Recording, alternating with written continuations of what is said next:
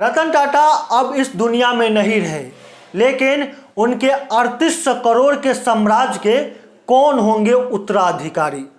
नमस्कार, मैं हूं सुमंत कश्यप। रतन टाटा अब इस दुनिया में नहीं रहे। 1937 में जन्मे रतन टाटा 2024 में मुंबई के एक अस्पताल में अंतिम सांस लिए और दुनिया को अलविदा कह दिए। रतन टाटा इकलौता एक ऐसे दिग्गज उद्योगपति थे जिसको लेकर तमाम पक्ष से लेकर विपक्ष के नेता और तमाम सेलिब्रिटी श्रद्धा सुमन अर्पित कर रहे हैं। देश के तमाम लोग उनको लेकर शोक प्रकट कर रहे हैं।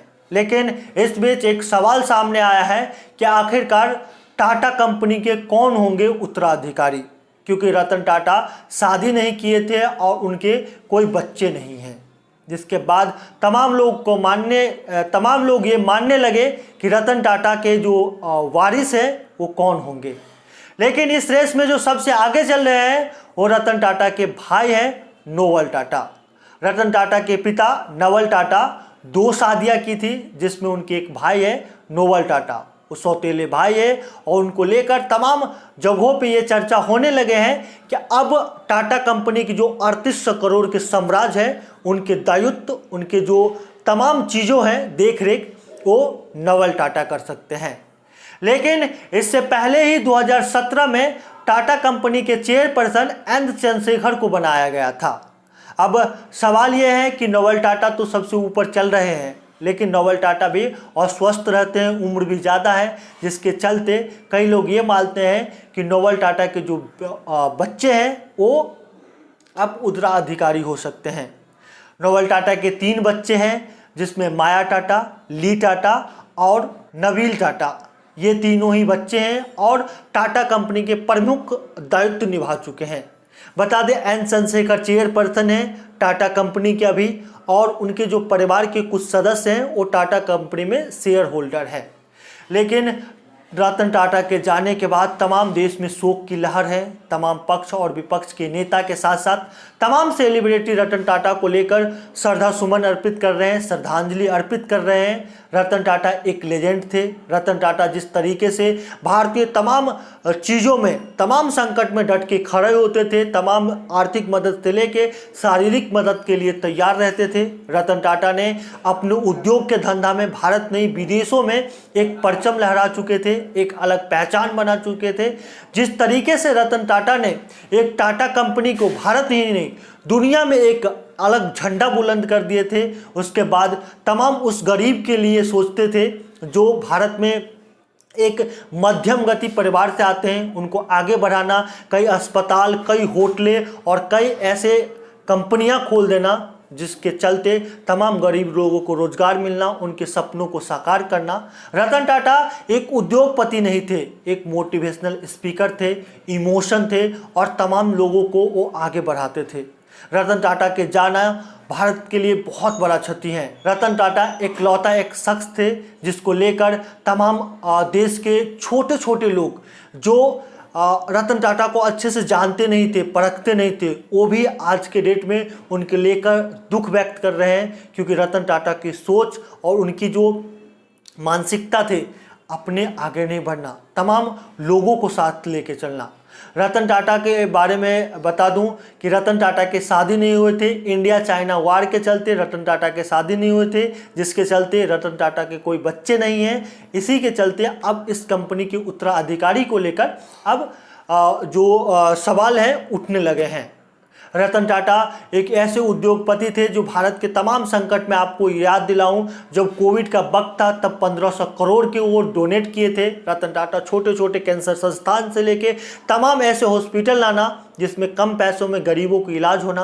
रतन टाटा और टाटा कंपनी में काम करने वाले तमाम वर्कर को प्रेफरेंस देना, उसको मनोबल बढ़ाना कि आप आगे पढ़ सकते हैं, आगे बढ़ सकते हैं, ऐसे विजन लेके आना। भारत सहित दुनिया में तमाम देशों में अपने झंडा बुलंद करना। एक छोटे से परिवार से आने के बाद जिस तरीके से उद्योग के धंधा में एक बड़े ब्रीफ झंडा गाड़ना, रतन टाटा को लेकर तमाम प्रधानमंत्री नरेंद्र मोदी से लेकर अमित शाह से लेकर तमाम राहुल गांधी और तमाम विपक्षी पक्षी नेता, बॉलीवुड के सेलिब्रिटी से लेकर तमाम लोग आज शोक प्रकट कर रहे हैं। लेकिन अब सवाल ये है कि 3800 करोड़ के साम्राज्य के कौन होंगे उत्तराधिकारी। अगर नोबल टाटा नहीं होते हैं तो उनके 3 बच्चे हैं जो टाटा कंपनी में कई दायित्व निभा चुके हैं, कई दायित्व में अभी है। जो सबसे ऊपर चल रहे हैं वो माया टाटा है। माया टाटा 34 साल की उम्र के हैं। वो टाटा न्यू ऐप को लॉन्च किए थे और देश दुनिया में एक अपना परचम लहरा चुके हैं। वो विदेश से पढ़ के आई हैं और टाटा कंपनी के प्रमुख दायित्व निभा चुकी हैं। उनको लेकर चर्चा है कि अब माया टाटा जो टाटा कंपनी के साम्राज्य हैं उनके उत्तराधिकारी होंगे और आगे बढ़ाएंगे। कई लोग ये मानते हैं कि उनसे जो ऊपर है, यंगस्टर हैं और अच्छे तरीके से चला सकते हैं, वो है नवील टाटा। 32 साल की उम्र में नवील टाटा टाटा कंपनी के कई दायित्व निभा चुके हैं। रतन टाटा के साथ टाटा ग्रुप को आगे बढ़ाना, नए विजन में लाना वो नवील टाटा कर चुके हैं। तो कई लोग यही मानते हैं कि नवील टाटा हो सकते हैं उत्तराधिकारी। तीसरे नंबर पे जो है वो है ली टाटा।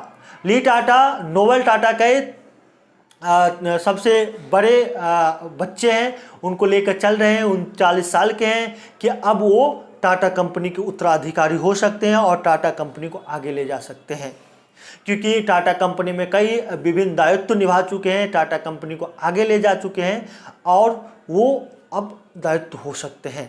लेकिन दूसरी ओर कई लोग ये मानते हैं कि रतन टाटा के साथ आप देखे होंगे कई वीडियो और फोटो वायरल हुआ था, वो है शांतनु नायडू।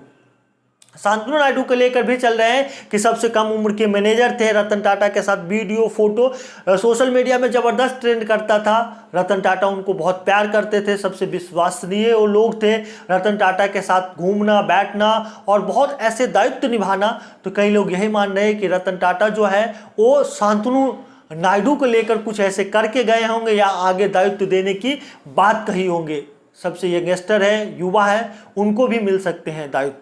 रतन टाटा के जाना भारत के लिए बहुत बड़ा क्षति है, भारतीय तमाम लोगों के लिए क्षति है। जो लोग सपने देखते हैं उस सपने को साकार करने में रतन टाटा अपनी भूमिका निभाते थे, अपने साथ देते थे और लोगों को आगे बढ़ाते थे। रतन टाटा की उम्र 86 साल था और 86 साल में देश को छोड़ के जाना।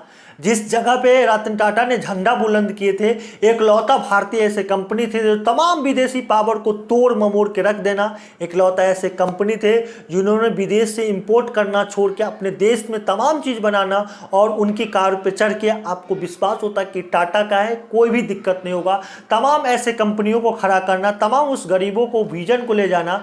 रतन टाटा एक लेजेंड थे। लेजेंड के जाने के बाद देश में पूरी शोक की लहर है। तमाम नेता से लेके, तमाम हस्ती से लेके, तमाम वो छोटे छोटे लोग आज शोक प्रकट कर रहे हैं। लेकिन 3800 करोड़ के साम्राज्य को लेकर अब तमाम सवाल उठने लगे हैं।